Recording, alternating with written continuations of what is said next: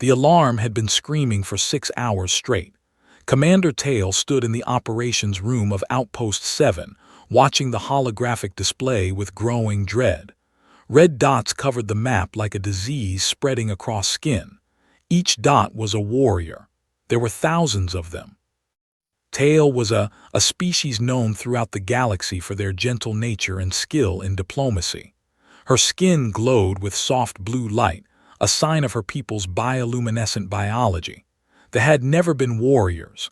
They solved problems with words, not weapons, but words could not stop the Commander. The Eastern Shield generator is failing, said her second-in-command, a young named Veen. His skin flickered with pale yellow light, showing his fear. We have maybe 30 hours before complete shield collapse. Tail closed her 4 eyes and took a deep breath.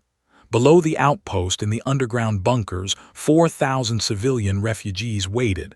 Families, children, scientists, artists, people who had fled from other worlds already consumed by the swarm. They had come to 7 believing it was safe. They had been wrong. They were unlike any enemy the Galactic Coalition had ever faced. They were creatures standing 7 feet tall on 6 powerful legs. Their bodies were covered in black chitin armor that could stop most energy weapons. They had no individual minds. Instead, they shared a hive consciousness controlled by their queens. When a warrior died, it felt nothing. It simply stopped, and another took its place. In the past 2 cycles, they had consumed 17 colony worlds. They did not conquer. They did not negotiate. They simply ate everything in their path and moved on to the next world. Now they had come to 7. Send another message to Coalition High Command, Tail ordered. Tell them we need reinforcements, any reinforcements. We cannot hold this position alone. Veen's skin flickered with doubt. Commander, we have sent 9 messages already. The nearest coalition fleet is 12 days away. We will be dead in 30 hours. Then send a 10th message. Tail's voice was firm despite her fear. Someone in this galaxy must be able to help us. The message went out across the emergency channels, broadcasting to every coalition member world within range. It was a simple message, filled with desperation. Outpost 7 under attack. 4,000 civilians in danger. Request immediate military assistance. Any assistance. For 3 hours there was no response. Tail watched the forces gather outside the shield perimeter, their numbers growing with each passing minute. Scout drones showed warrior after warrior emerging from tunnel holes in the ground. The hive nest was close, only 3 kilometers away. The Queen was producing soldiers faster than Tail could count them. Then finally, a response came. The communications officer, a small creature with too many eyes, looked up with confusion. Commander, we have received a response from Coalition High Command. What do they say? They say help is coming. A ship from a new member world has volunteered to assist. The officer paused, checking the data again. The world is called Earth. Tail searched her memory but found nothing. She had never heard of Earth. The Galactic Coalition contained over 300 member species, and she could not know them all, but something about the name felt strange. It was such a simple word for a query the Coalition database, she ordered. Find out what we know about this Earth and its people. The officer's many eyes blinked as information scrolled across the screen. Then slowly, all those eyes went wide. Commander, the officer said, voice trembling, Earth is classified as a... The operations room went silent. Every present knew what a was. Most planets that developed intelligent life were gentle places, with stable climates and balanced ecosystems, were the opposite. They were planets of extreme conditions, filled with predators and poisons and natural disasters. Most never produced intelligent life at all. The conditions were simply too harsh. What classification level? Tail asked quietly. The officer swallowed. Class 12, Commander. Veen made a sound of disbelief. That is impossible. The classification system only goes up to 10. The database shows Class 12, the officer repeated. Earth has extreme gravity, 3 times the Coalition standard. The atmosphere contains a corrosive gas called oxygen. The planet experiences constant geological instability, severe weather patterns, and is filled with predatory life forms at every level of the ecosystem. The officer paused. And somehow, the native species survived. Tails stared at the data in silence. A Class 12. A world so dangerous that it broke the standard measurement system, and intelligent beings had evolved there, had not just survived but thrived enough to develop space travel and join the Coalition. What kind of creatures could come from such a place? How long until the Earthship arrives? She asked. 6 hours, Commander. 6 hours. The shields would hold that long, barely. What else does the database say about these Earthlings, these humans? The officer scrolled through the sparse entry. Very little, Commander. Earth only joined the Coalition recently. The humans are described as bilateral bipeds, carbon-based, with unusual physical density due to their high-gravity environment. They are listed as omnivorous persistence predators. Persistence predators, Veen asked. What does that mean? It means, the officer said slowly, that instead of ambushing their prey or chasing it down quickly, they would follow it, for hours, for days, walking after it until it collapsed from exhaustion. Then they would kill it. The room was very quiet. Tail looked back at the holographic display, at the thousands of red dots surrounding her outpost. There were monsters, yes. They had destroyed 17 worlds. They felt no fear and showed no mercy. But Earth sounded like a world that created monsters too. Continue monitoring the positions, she ordered, and prepare a welcoming party for our reinforcements. I want to meet these humans myself. As she walked toward the airlock where the Earthship would eventually dock, Tail found herself wondering what kind of help was really coming. The Coalition had thousands of member species. Most were like the peaceful, civilized, gentle. They had built a galaxy of harmony and cooperation. But perhaps, when facing an enemy like the harmony and cooperation were not enough. Perhaps what they needed was something from a world where survival itself was a daily battle. A world that produced not diplomats but survivors, not philosophers but predators. The humans were coming. Tail just hoped they would be enough. The human ship came out of hyperspace like a fist punching through paper. It was not a graceful arrival. Coalition ships exited hyperspace smoothly, gently slowing down as they entered normal space. The human ship simply appeared with a flash of light and immediately began moving toward the outpost at full speed. Tail watched from the observation deck as the ship approached. It was ugly. There was no other word for it. Coalition ships were elegant things, built with curves and flowing lines that showed the artistic nature of their creators. The human ship was a brutal rectangle of metal covered in weapons. It had no beauty. It had only purpose. Commander, Veen said nervously, the human ship has not requested docking permission. Hail them. We have tried. They are not responding to communication requests. The ship grew larger in the viewing window. It was smaller than Tail had expected, barely bigger than a heavy transport. As it drew closer, she could read the name written on its side in both human script and Coalition standard: Defiance. The ship did not slow down as it approached the docking port. It simply turned at the last moment and attached itself to the outpost with a heavy clang that Tail felt through the floor. No request for permission. No gentle approach. The humans had arrived, and they had made themselves at home. Come, Tail said to her security team. Let us meet our reinforcements. She gathered 12 guards, the best she had available, and walked to the airlock where the human ship had attached itself. The guards carried energy rifles and wore light armor. They looked nervous. Everyone looked nervous.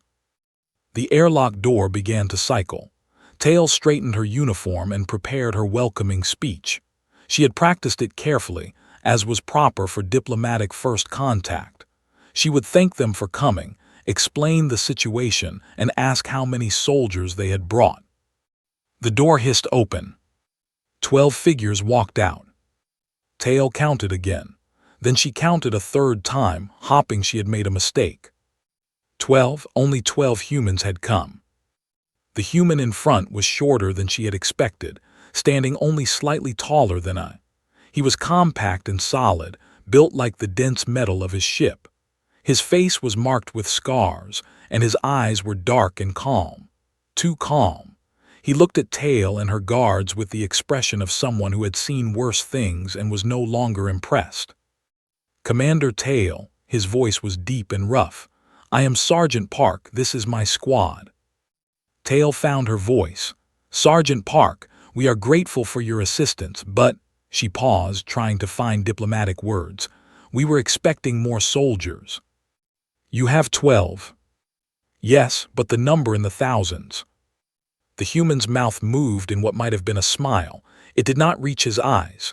"We know." Behind him, the other humans spread out across the docking area, moving with smooth efficiency. Tail studied them carefully. There were 7 males and 5 females, though she found it difficult to tell them apart at first. They all moved the same way, like water flowing around rocks. A young female with sharp eyes approached a computer terminal and began accessing the outpost systems without asking permission. "Private Shin," she said by way of introduction, "I need access to your environmental controls and any data you have on biology." Another human, a male with a gentle face that seemed wrong for a soldier, checked a large bag of medical supplies. "Medic," he said, "what are your casualty numbers so far?" Tail felt her head spinning. These humans were not waiting for orders or explanations. They were simply taking control. "Stop," she said, louder than she intended. "Please stop." The humans paused. Sergeant Park raised one hand, and his squad went still like a machine switching off. "Commander," he said politely. "I need to understand," Tail said. "There are 4,000 civilians in this outpost. There are thousands of warriors outside, and you have brought 12 soldiers, 12. She held up her hands, showing 4 fingers on each, the way of counting. "How can 12 soldiers save us?" Sergeant Park studied her for a long moment. Then he nodded, as if he understood something. "Private, show her." One of the female soldiers stepped forward. Her name tag read. She was taller than the sergeant, with long limbs and a face that might have been beautiful if it showed any expression at all. Without a word, she walked to a large cargo container that sat against the wall, a container that 4 workers had struggled to move earlier that day. Bent down, gripped the container, and lifted it over her head.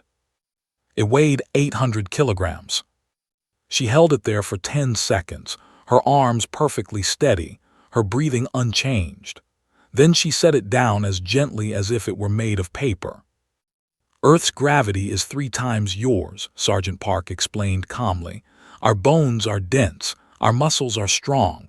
We evolved on a world that tried to kill us every day of our existence." He stepped closer to Tail. "They are bigger than us, they are more numerous, but they have never fought anything like us." Another human, Corporal Hand, spoke up. He was checking his weapon, a heavy rifle that looked too large for a normal being to carry. "On Earth, our ancestors hunted animals 10 times their size. They did it with sticks and rocks. They did it by running after their prey until it fell down dead from exhaustion." He looked up with flat eyes. "We are very patient, Commander, and we do not stop." Tail's skin flickered between colors as her emotions changed faster than she could control them. Fear, confusion, and something else, something that might have been hope. "What is your plan?" she asked quietly. Sergeant Park smiled again, and this time it was not comforting at all. "We are not going to defend this outpost, Commander. We are going to attack the hive nest." "Attack with 12 soldiers." "They have never lost. They have never faced an enemy that could hurt them. They do not know what fear feels like." Park's eyes were cold and dark, like the space between stars. "We are going to teach them." Private Shin had finished accessing the computer systems.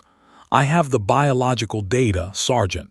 Exoskeleton structure, joint locations, sensory organs. She grinned, and it was the grin of a predator who had just spotted prey. They have weaknesses. They always do, Park said. He turned back to Tail, his expression businesslike. Commander, I need 3 things from you. First, all tactical data on positions between here and their hive nest. Second, access to your communication system so we can broadcast when the time comes. Third, I need you to keep your people inside and safe. Do not send anyone to help us. Do not open the shields. Whatever happens out there, whatever you see or hear, stay inside. Why? What are you going to do? Sergeant Park of Earth looked at her with eyes that had seen death many times and did not fear it. Something that we'll never forget. The next 6 hours changed everything Tail thought she knew about the galaxy. She had always believed that intelligent species were gentle by nature, that civilization meant moving away from violence toward peace, that the way of words and diplomacy, was the highest form of existence. The humans destroyed that belief completely. It started with a simple question. Tail was watching the humans prepare their equipment in the staging area when she asked Specialist Minyu about Earth's environment. It is not so different from here, Minyu said casually. He was cleaning a blade that was longer than Tail's arm. A little more gravity, a little more oxygen, a few more predators. Nothing special. The database says Earth has 3 times standard gravity. Yes, that is normal for us. Normal? Tail's skin flickered with confusion. Do you understand what that means? The pressure on your bodies, your organs, your bones. Our bones are very strong, Minyu agreed. They have to be, or we would collapse under our own weight. He held up his hand, making a fist. Bones are hollow, yes, light and fragile. Human bones are solid, dense. They evolved to carry us through a world that wanted us flat on the ground. He put down the blade and picked up a piece of armor plating. With his bare hands, he bent it into a curve, adjusting it to fit his shoulder better. The armor was made of titanium alloy. Tail backed away slowly. Later, she found medics setting up a small medical station. The supplies inside made her feel sick. There were tools for cutting, for burning, for stitching flesh back together. There were chemicals in bottles with warning symbols even Tail did not recognize.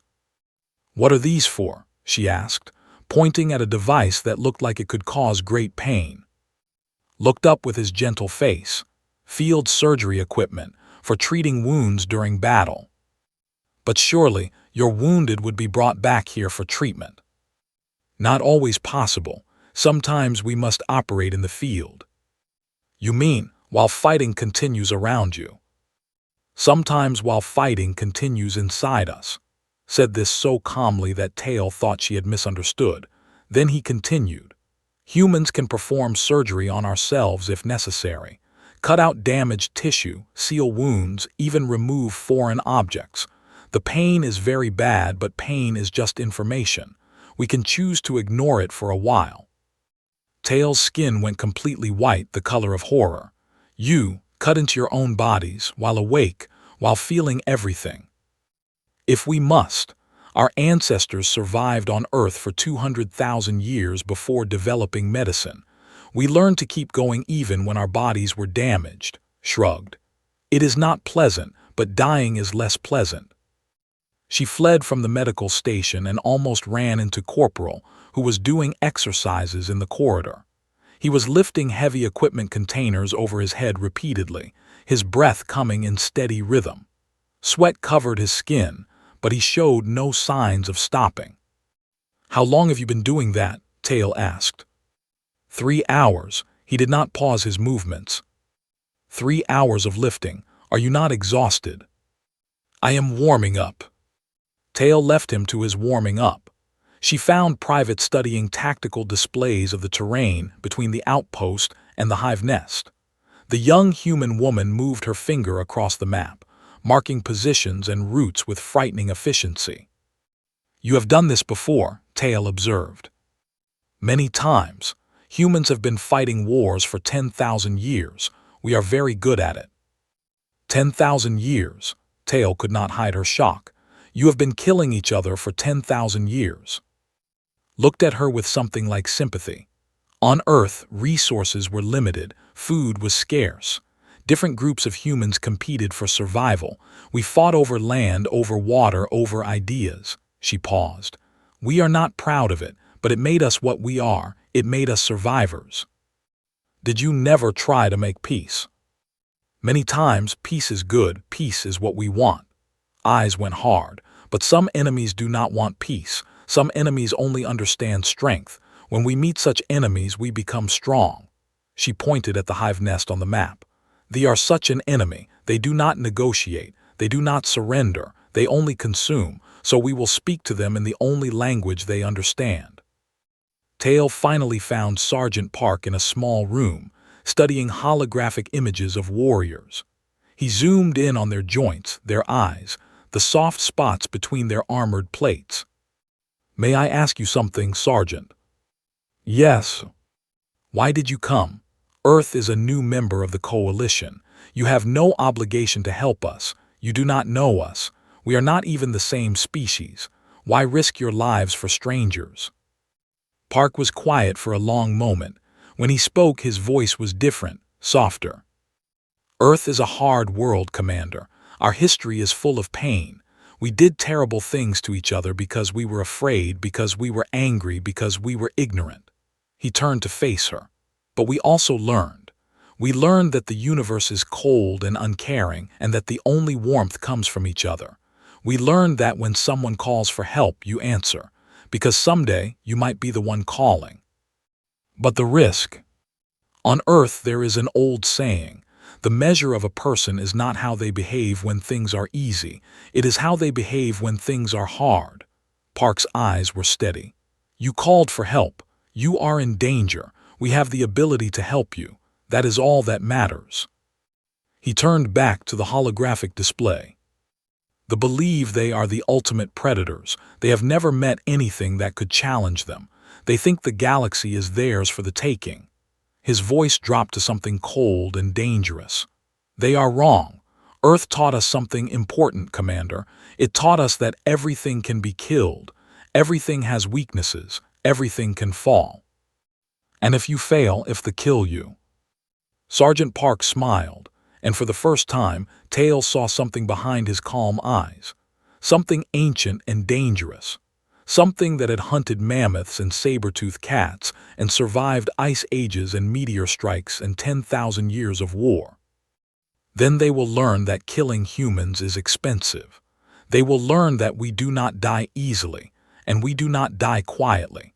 They will learn that even if they destroy us, we will hurt them so badly they will think twice before attacking anyone else. He checked his weapon one final time. "But we will not fail, Commander. We never do." The humans assembled at the airlock 1 hour later. 12 soldiers in heavy armor, carrying weapons and equipment that seemed impossible for normal beings to lift.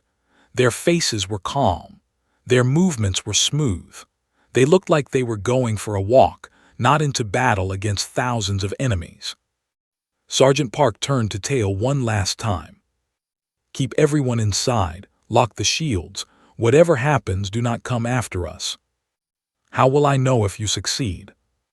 "You will know." He pulled his helmet over his head, hiding his face. "They will tell you." The airlock opened. The 12 humans walked out into the darkness. And the hunt began. The darkness of 7 was absolute. No moon hung in the sky. The stars were hidden behind thick clouds. A normal species would have been blind, helpless, afraid. The humans moved through it like they were born there. Tail watched through drone cameras, her skin flickering between colors too fast to control. The 12 soldiers spread out in a formation she did not recognize, moving across the rocky terrain with impossible silence. Their heavy armor should have clanked and scraped against stone. It did not. They flowed like water, like shadows, like the predators their ancestors had been. "How can they see?" Veen whispered beside her. "There is no light." Their helmets have special sensors, Tail answered, though she was not sure that explained everything. The humans moved with too much confidence. They knew exactly where they were going. They knew exactly what waited for them. The first patrol appeared on the drone sensors. 30 warriors moving in standard hunting formation, their exoskeletons gleaming in the infrared display. They were scanning the area with their chemical sensors, searching for prey. They had no idea what was coming. Private raised one hand and the squad stopped instantly. No words were spoken. No signals were given that Tail could see. The humans simply knew what to do. Moved forward alone. She was the tallest of the squad, her movements smooth and flowing. She approached the patrol from downwind, staying below their sensor range. They continued walking, completely unaware. Tail watched in horror as closed the distance to 3 meters, 2 meters, 1 meter. She was close enough to touch the nearest warrior, a creature that stood twice her height and weighed 3 times her mass. Then she struck. The blade came out so fast that Tail's eyes could not follow it. One moment was standing still. The next moment, the warrior's head was falling from its body. Before the corpse hit the ground, she was already moving to the next target. The patrol had no time to react. They were predators, yes. They were killers, but they had never faced anything like this. Moved through them like wind through grass, her blade finding every weakness, every joint, every soft spot. The other humans joined her, emerging from the darkness like nightmares made flesh. Corporal Hand fired his heavy rifle twice. 2 warriors exploded into pieces. Specialist Minu grabbed a warrior by its neck and threw it into 3 others, sending them all crashing to the ground. Private Shin moved with small, precise movements, placing shots exactly where they needed to go. 90 seconds. That was how long the battle lasted. 90 seconds and 30 warriors lay dead on the ground. The humans did not pause to celebrate. They did not check their weapons or treat their wounds. They simply continued moving toward the hive nest. More patrols appeared. More battles followed. The drones captured everything. The impossible speed, the brutal efficiency, the complete lack of hesitation. The humans killed with the casual ease of beings who had been doing this for 10,000 years. They did not fight like coalition soldiers who valued survival above all else. They fought like they did not care if they lived or died, only that the enemy fell. Corporal took a direct hit from an acid projector during the 4th engagement. The acid burned through his armor and into his shoulder, eating away flesh and muscle. Tail screamed when she saw it, certain that he was dead. He was not dead. He did not even stop moving. Grabbed his own emergency kit with his good hand, pulled out a cauterizing torch, and burned his own wound closed while still fighting. The pain must have been unimaginable. He did not make a sound. He simply sealed the wound, picked up his weapon, and killed 3 more warriors before the battle ended. "That is impossible," Veen said, his voice shaking. "No species can do that. No species can ignore such pain." But the humans were not ignoring the pain. Tail understood that now. They felt everything. They simply refused to let it stop them. They had evolved on a world where stopping meant death, where weakness meant extinction. They had learned to keep going no matter what. The queen must have felt her warriors dying, must have sensed their fear through the pheromone messages they sent before death. The messages all said the same thing: unstoppable, unkillable. They do not stop. For the first time in recorded history, a queen knew what it felt like to be prey. She sent more warriors, hundreds of them pouring out of the hive nest in waves of black chitin and sharp claws. The humans did not retreat. They did not hide. They walked directly into the swarm. Tail watched through drone cameras as the 12 humans became instruments of death. Sergeant Park moved at the center of the formation, his weapon speaking in bursts of fire and light. Private Shin danced between warriors twice her size, her blade finding throats and joints and eyes. Medic killed with the same hands that healed, his medical knowledge telling him exactly where to strike for maximum damage. They fell by the dozens, by the hundreds. They kept coming and the humans kept killing. "They cannot sustain this," Tail said. "They will run out of ammunition. They will tire, they must tire." But the humans did not tire. Their ancestors had hunted by running after prey for days at a time. Their bodies were designed for endurance, for persistence, for refusing to stop. They threw wave after wave at them, and the humans absorbed every wave and kept moving forward. By the time they reached the entrance to the hive nest, over 500 warriors lay dead behind them. The humans had taken wounds. They were bleeding. Their armor was cracked and burned in acid, but all 12 of them were still standing. Still moving. Still fighting. Sergeant Park paused at the entrance to the hive nest. The underground tunnel stretched down into darkness, leading to the Queen's chamber far below. More warriors waited inside, guarding their mother with their lives. "Squad," Park said over the communication channel, "we're going in." "Understood," came 12 voices at once. They descended into the darkness without hesitation, without fear. The drones could not follow them underground, and the video feed cut to static. Tail stared at the empty screen, her skin white with horror and something else, something she had never expected to feel. Hope. These creatures from a Class 12, these humans who treated death like an old friend, these impossible soldiers who refused to stop no matter what stood against them, they were actually going to win. Or they were going to die trying. Either way, they would never forget this night. The galaxy would never forget. The humans had come, and nothing would ever be the same. The Queen's chamber was vast and dark and filled with the smell of death. Thousands of warriors stood between the entrance and the massive creature at the center of the room. The Queen herself was the size of a small building, her body swollen with eggs, her mind connected to every warrior in the swarm. She had lived for 300 years. She had consumed 17 worlds. She had never known fear. Until tonight. The 12 humans emerged from the tunnel covered in blood and acid burns and wounds that should have killed them. They were limping, bleeding, barely standing, but they were standing, and they were still fighting. The Queen sent her personal guard, her strongest warriors, the elite of her hive. 500 of them charged at once, a wave of chitin and claws and acid meant to overwhelm any enemy. The humans did not run. They did not hide. They formed a tight circle and met the charge head-on.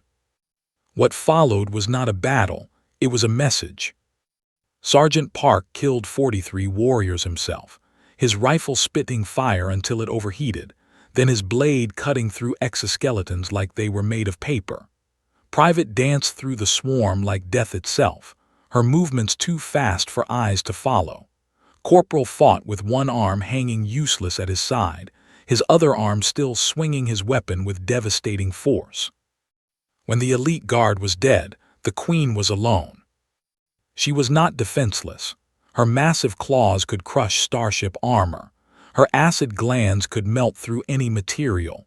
She was the mother of billions, the destroyer of worlds, the apex predator of her species. Sergeant Park walked toward her anyway. "Stop," the Queen said. Her voice came through chemical signals, translated by the human's equipment into words. "You cannot kill me. I am eternal. My children are endless. Even if you destroy this body, my hive will continue." Park removed his helmet. He wanted her to see his face. He wanted her to remember. "I am not here to kill you," he said. The Queen's many eyes focused on this small creature, this impossible being who had walked through her armies like they were nothing. "Then, why are you here?" "To deliver a message." Park gestured to Private Shin, who activated a holographic projector. An image appeared in the air, a blue and green planet spinning in the darkness of space. Earth. "This is Park said. "It is what your species would call a Class 12. The gravity is 3 times standard. The atmosphere contains corrosive gas. Every living thing on the planet is designed to kill. He paused. We evolved there. We survived. The hologram changed. Numbers appeared. Population statistics, military forces, industrial capacity, 8 billion humans, millions of trained soldiers, weapons that could crack planets, ships that could cross galaxies. Your swarm attacked a world under our protection, Park continued. His voice was calm, steady, without anger or pride. You killed innocent beings. You threatened civilians under our care. This was a mistake. The Queen's chemical signals carried confusion. You are 12. We are millions, billions. You cannot threaten us. We sent 12. Park's eyes met the Queen's, and there was something ancient in them. Something that had hunted mammoths and wolves and saber-toothed cats. Something that had survived ice ages and plagues and wars that killed millions. Something that refused to die no matter what the universe threw at it. Imagine what happens if you make us send more. The Queen was silent for a long moment. Her hive mind processed the information, the 12 soldiers who had killed thousands, the wounds they had taken and ignored, the complete lack of fear in their eyes, the cold promise in their leader's voice. And the numbers, 8 billion, millions of soldiers, all of them from that impossible, all of them built like these 12 nightmares. What do you want? The Queen finally asked. Leave this system. Leave this sector. Tell your hive mothers what happened here. Tell them that Earth protects its friends. Tell them what it costs to attack the beings we care about. And if we refuse? Sergeant Park smiled. It was not a pleasant expression. Then we will come back. Not 12 this time. Not 100. We will come back with everything we have, and we will hunt your species across every world you inhabit until there is nothing left but memories. He stepped closer to the Queen, close enough to touch her massive form. We have done it before to creatures far more dangerous than you. We are very good at extinction when we choose to be. The Queen searched his face for bluff, for weakness, for any sign that he did not mean every word. She found nothing, only cold certainty. Only the absolute conviction of a species that had clawed its way to the top of the food chain on the most dangerous planet in the galaxy. She released a pheromone signal. It spread through the hive nest, through the tunnels, to every warrior in the swarm. The signal meant one thing: withdrawal. The left 7 within 2 days. Within a week, the entire swarm had retreated from the sector. Within a month, reports came in from across the galaxy. They were pulling back everywhere, abandoning worlds they had already conquered, retreating to their original territory. They had met a predator more dangerous than themselves, and they had chosen to run. Tail found Sergeant Park in the observation deck of the outpost, watching the stars. His wounds had been treated, though he had refused the pain medication. The other humans were scattered around the outpost, recovering, resting, preparing for the journey home. Sergeant, Tail said softly, I want to thank you for everything. Park nodded without turning around. You are welcome, Commander. I have a question, one that has bothered me since you arrived. Ask. Tail moved to stand beside him, her bioluminescent skin glowing soft blue in the darkness. You could have killed the Queen. You had the opportunity. Why did you let her live? Park was quiet for a moment. When he spoke, his voice was thoughtful. Dead enemies cannot learn. Dead enemies cannot spread fear. If we had killed the Queen, another would have taken her place and would have come back eventually. Maybe in a year, maybe in a decade, they would have forgotten the lesson. He turned to look at Tail, his dark eyes reflecting the starlight. But a living Queen who remembers what happened here, she will tell her daughters will tell their daughters. The story will spread through the entire species.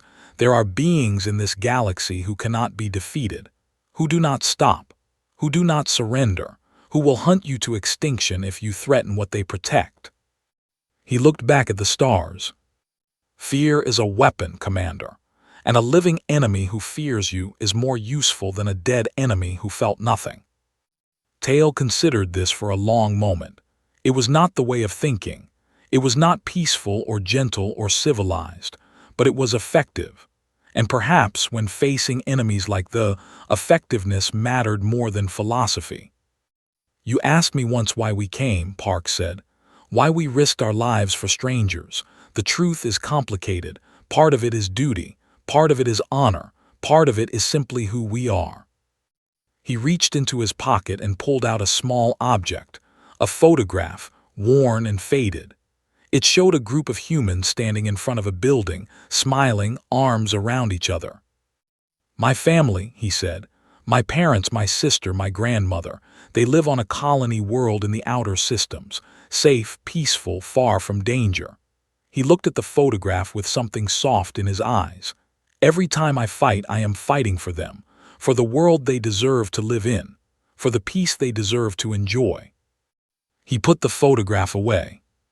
Humans are not natural peacemakers, Commander. We evolved as killers, as hunters, as warriors. Violence is in our blood, but we have spent 10,000 years trying to be better, trying to build something worth protecting, trying to become the guardians instead of the destroyers. He met Tail's eyes and she saw something there that surprised her. Not cold predator efficiency, not warrior pride, something gentler, something hopeful. We are not heroes, Commander. We are just people trying to do the right thing. Sometimes the right thing requires us to fight. Sometimes it requires us to kill.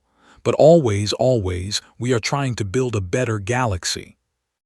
The human ship Defiance departed the next morning. Tail stood at the observation deck and watched it go, carrying 12 impossible soldiers back to their impossible world. The ship was ugly and brutal and covered in weapons, but somehow it was beautiful too. The Coalition database entry for Earth was updated the following day. Tail herself wrote the addendum. Classification, Class 12. Native species, human. Status, valued ally, do not provoke. Addendum, when you call for help, pray they answer. The galaxy had many dangers, many predators, many species that believed themselves supreme. But now they all knew the truth.